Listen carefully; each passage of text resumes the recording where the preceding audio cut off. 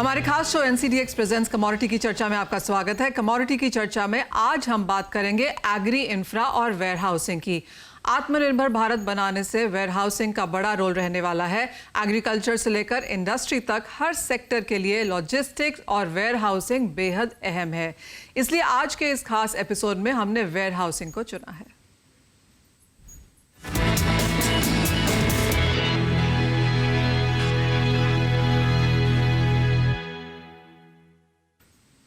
Commodity की चर्चा के आज के एपिसोड में हमारे साथ जुड़े हैं WDRA के चेयरमैन पी श्रीनिवास। हम उनसे बात करेंगे, लेकिन उससे पहले नजर डालते हैं कमोडिटी मार्केट में वेयर हाउसिंग के रोल पर।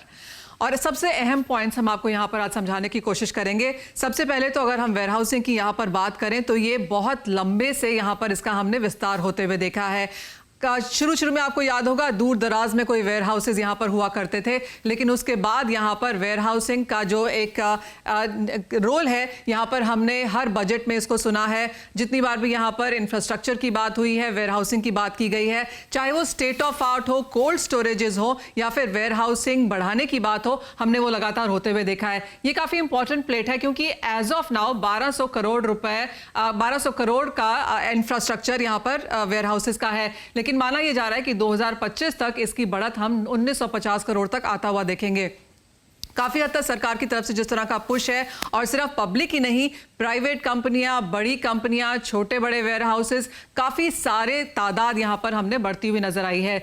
2020 तक का ये आंकड़ा हमारे पास है, जिसके हिसाब से वेयर हाउस का एरिया अब बढ़कर 2380 लाख स्क्वायर फीट है। ये ऑफ कोर्स एक एस्टिमेटेड फिगर है। माना यह जा रहा है कि जिस तरह से वेयर हाउसेज यहां पर बढ़ते चले जा रहे हैं, चाहे वो छोटे हैं, बड़े हैं, स्टेट ऑफ द आर्ट हैं, कंप्यूटराइज्ड हैं, कोल्ड स्टोरेजेस हैं, साइलोज हैं, ये तादाद यहां पर लगातार बढ़ती हुई नजर आई है। और जिस तरह से हमने 5वां साल लगातार यहां पर एक रिकॉर्ड प्रोडक्शन का फूड ग्रेन्स के हिसाब से भी देखा है, उसका भी काफी यूज यहां पर हमने बनता हुआ देखा है।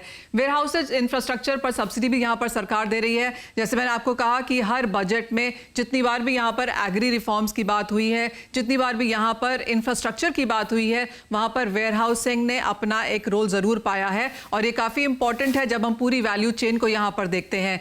टियर 2 और टियर 3 सिटीज में यहां पर काफी ई कॉमर्स को बढ़ावा है और वेयर हाउसेस को भी है। कोविड के समय में अगर आप देखें तो पिछले एक साल में हमने टियर 2 और टियर 3 सिटीज में यहां पर वेयर हाउसेस की तादाद को काफी ज्यादा बढ़ते हुए देखा, क्योंकि यहां पर स्टेट्स लॉकडाउन हो गई थी, तो वेयर हाउसेस जो आसपास दराज के एरियाज में थे वहां पर यहां पर काम बढ़ता हुआ नजर आया। मोर इम्पॉर्टेंटली WDRA जो कि as of now regulatory authority है वेयर हाउसेस के लिए, वहां पर सिर्फ 3% ही वेयर हाउसेस रजिस्टर्ड हैं। यानी कि बहुत सारे वेयर हाउसेस अभी ऐसे हैं जो जिन्होंने यहां पर रजिस्ट्री नहीं करी है। इवन है सरकार की तरफ से हमेशा ये कहा गया है कि एग्रेडेड कराना चाहिए, रजिस्टर कराना चाहिए, लेकिन वही वेयर हाउसेस यहां पर रजिस्टर्ड होते हैं जिनको एक्सचेंजेस के साथ भी काम करना होता है। तो अगर आपकी फुल यहां पर चेन नहीं बनती है तो बहुत सारे लोग यहां पर रजिस्टर नहीं करते हैं।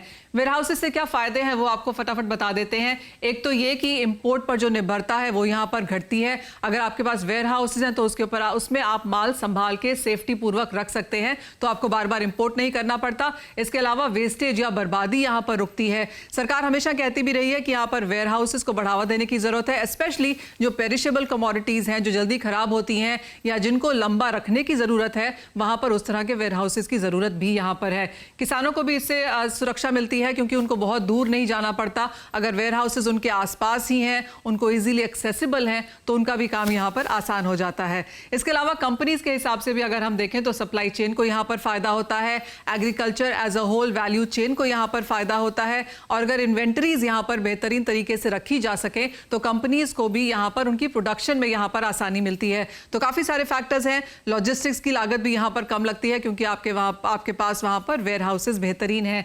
कंज्यूमर्स के लिए भी, तो यानी कि जो पूरा स्टेक होल्डर्स यहां पर हैं, चाहे वो किसान है, चाहे वो कॉर्पोरेट है, चाहे वो वैल्यू चेन है, स्टॉकिस्ट है या फिर हमारे जैसे कंज्यूमर्स हैं, सभी के लिहाज से वेयर हाउस यहां पर एक अच्छा खासा जो विकल्प है वो यहां पर प्रोवाइड करता है। लेकिन हमारे साथ मिस्टर पी श्रीनिवास अब यहां पर है WDRA से। मिस्टर श्रीनिवास, बहुत शुक्रिया हमारे साथ जुड़ने के लिए। वेयर हाउसिंग का जो विस्तार है काफी जोरदार माना जा रहा है कि 2025 तक देखने को मिलेगा। आप कैसे देखते हैं जो ग्रोथ हमने यहां पर आते हुए देखी है, और क्या अपॉर्चुनिटीज हैं यहां पर? इंफ्रास्ट्रक्चर डेवलपमेंट के लिए, वेयर हाउसिंग इंफ्रास्ट्रक्चर डेवलपमेंट के लिए एक स्टैंडर्ड्स बिल्टअप हो गया। हमें तो BIS का स्टैंडर्ड्स फॉलो होते हैं मोस्टली, और CWC, FCA वो सब लोगों का स्टैंडर्ड से, बट एक यूनिफॉर्म स्टैंडर्ड बनाने में WDR ये कामिल होता है। और इसके अलावा मेंटेनेंस में भी, वेयरहाउस मैनेजमेंट करने में भी ये यूनिफॉर्मिटी लाने के लिए WDR ये कोशिश करता है कि उसका जितना इंश्योरेंस है, हाउ इंश्योरेबल रिस्क कवर कर सकता है, इंश्योरेंस कैसा होना चाहता है, उसके इंफ्रास्ट्रक्चर में फायर रिस्क के लिए क्या क्या इक्विपमेंट होना पड़ेगा, SAing के लिए क्या क्या मिनिमम इक्विपमेंट होना पड़ेगा, उसका तो स्टॉक्स मेंटेन करने के लिए, उसका फ्यूमिगेशन करने के लिए या स्टॉक्स का मेंटेन करने के लिए, प्रॉपर मेंटेनेंस के लिए क्या इक्विपमेंट मांगता है, क्या वेमेंट इक्विपमेंट मांगता है, ये सब WDR ने प्रिस्क्राइब कर दिया। वो वेयरहाउस होगा या कोल्ड स्टोरेज होगा, इसके लिए सब बेसिक मिनिमम रिक्वायरमेंट्स WDR ने प्रिस्क्राइब किया। इसकी वजह से इंफ्रास्ट्रक्चर का एक यूनिफॉर्मिटी आने के लिए WDR ये कोशिश कर रहा है। मिस्टर श्रीनिवास, जो वेयर हाउसिंग रिसीट्स हैं उसके बारे में आप क्या कहना चाहेंगे? किस तरह का पार्टिसिपेशन हमने वहां पर बढ़ते हुए देखा है और इसके क्या बेनिफिट समझाना चाहेंगे आप? हाँ, ये आपका तो ये नेगोशिएबल वेयर हाउस रिसीट अभी हमें डीमेटीरियलाइज कर दिया। सो अभी आपको रजिस्टर्ड वेयर हाउसेस में सिर्फ इलेक्ट्रॉनिक मोड में ये रिपॉजिटरी रिसीट मिल जाएगा। जो भी वेयर हाउस रिसीट है वो जैसा शेयरों में शेयर सर्टिफिकेट डीमेटीरियलाइज हो गया और सिर्फ इलेक्ट्रॉनिक मोड में है, वैसा ही हमें नेगोशिएबल वेयर हाउस रिसीट जो हमारा रजिस्टर्ड वेयर हाउस देता है उसको हमें डीमेटीरियलाइज कर दिया। ये डीमैट से 2 रिपॉजिटरीज को भी शुरू किया। पूरा ट्रांसैक्शन इलेक्ट्रॉनिक फॉर्म में एक रिपॉजिटरी में स्टोर हो जाता है। ये electronic negotiable warehouse receipt सब स्टेक होल्डर्स को बहुत फायदा है। जी, एक और जो बहुत बड़ा फायदा है मिस्टर श्रीनिवास वो है कमोडिटी डेरिवेटिव एक्सचेंजेस का, जो एग्रीकल्चर में यहाँ पर काम करते हैं, जैसे कि NCDX। तो कैसे आप देखते हैं वेयर हाउसेज एक इंपॉर्टेंट कनेक्ट के तौर पर जब हम इंटीग्रेशन की बात करते हैं स्पॉट और फ्यूचर मार्केट में? ऑल वेयर हाउसेस जिधर भी commodity derivative exchanges, agriculture commodity derivative exchanges trade कर रहा है या स्टॉक रख रहा है, वो सब WDR से रजिस्ट्री हो गए। एक बार WDR से रजिस्ट्री हो गया माने तो उनका स्टैंडर्ड्स हमें वेरीफाई कर दिया, उनका फैसिलिटीज हमें वेरीफाई कर दिया, और उसका जो भी साइंटिफिक स्टोरेज करने के लिए वो वेयर हाउस फिट है। दूसरा, वो commodity derivative exchanges, clearing houses लोग वो स्टॉक वेरीफाई करते रहते हैं। इसके अलावा WDR स्टॉक वेरीफाई कर लेते हैं। सो हमारा दूसरा लेवल हमारा वेरिफिकेशन होते रहते हैं, क्योंकि कल कोई किधर भी मिलजुल के किधर भी इरेगुलरिटी हो गया तो भी WDR वो पकड़ सकता है।